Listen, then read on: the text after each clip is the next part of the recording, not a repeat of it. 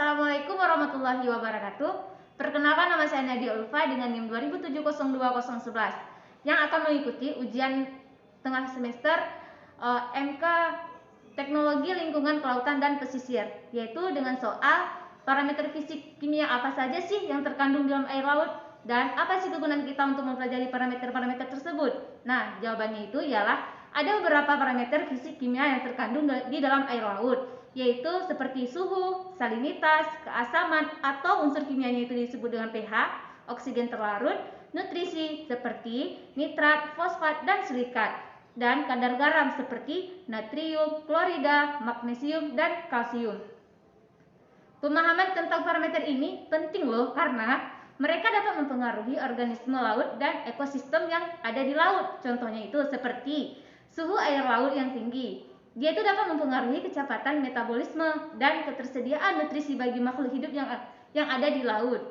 Kemudian, kandungan nutrisi dan oksigen dalam air laut juga mempengaruhi pertumbuhan dan reproduksi organisme laut loh. Nah, adapun soal nomor 2, salinitas merupakan salah satu parameter kimia. Jadi, faktor apa saja sih yang mempengaruhi kadar salinitas di suatu perairan? Jadi, jawabannya itu adalah kadar salinitas di suatu perairan itu dapat dipengaruhi oleh beberapa faktor. Di antaranya itu seperti aliran air tawar. Aliran air tawar yang masuk ke dalam perairan dapat menurunkan salinitas. Hal ini sering terjadi di daerah estuari atau muara sungai.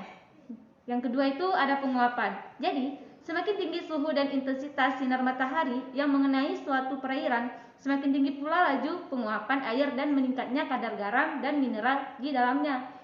Yang ketiga itu ada curah hujan. Curah hujan yang tinggi juga dapat menurunkan salinitas di daerah pesisir karena air hujan yang jatuh ke laut biasanya memiliki kadar garam yang rendah.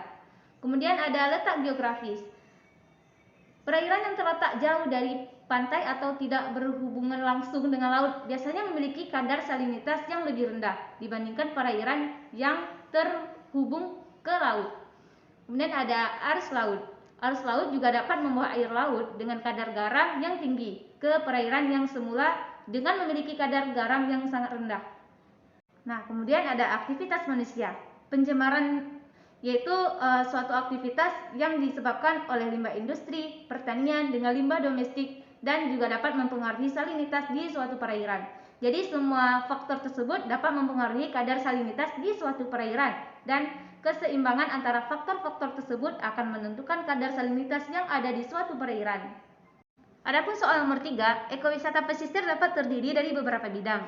Sebutkan beberapa di antaranya dan uraikan teknik yang dapat kita gunakan untuk menilai potensi ekowisata pada bidang tersebut. Nah, untuk jawabannya itu yang pertama itu ada pantai. Pantai menjadi daya tarik utama dalam ekowisata pesisir. Potensi ekowisata pantai tersebut dapat dinilai dengan menggunakan teknik seperti analisis kepadatan penduduk, jenis dan kondisi lingkungan, dan potensi sumber daya alam seperti terumbu karang, flora, fauna, dan lain-lainnya. Yang kedua itu ada hutan mangrove. Hutan mangrove ialah ekosistem yang sangat unik dan berharga di wilayah pesisir. Potensi ekowisata hutan mangrove dapat dinilai dengan menggunakan teknik seperti pengamatan keanekaragaman hayati, pemetaan distribusi mangrove. Kemudian ada wisata bahari. Wisata bahari meliputi kegiatan seperti snorkeling, diving, dan wisata perahu. Potensi ekowisata bahari dapat kita nilai dengan menggunakan teknik seperti analisis keragaman hayati, kondisi terumbu karang, dan biota laut. Kemudian ada kampung nelayan. Kampung nelayan menjadi salah satu daya tarik utama dalam ekowisata pesisir. Potensi ekowisata ini dapat kita nilai dengan menggunakan teknik seperti analisis kebudayaan dan tradisi lokal, potensi kuliner dan kerajinan tangan, serta ketersediaan fasilitas penginapan dan tempat makan. Yang terakhir itu ada pulau. Nah, pulau-pulau di wilayah pesisir itu memiliki potensi ekowisata yang sangat besar. Potensi ekowisata ini dapat dinilai dengan menggunakan teknik seperti analisis keanekaragaman hayati pulau, kondisi lingkungan dan sumber daya alam, serta potensi wisata alam dan budaya yang ditawarkan di pulau-pulau tersebut. Terima kasih.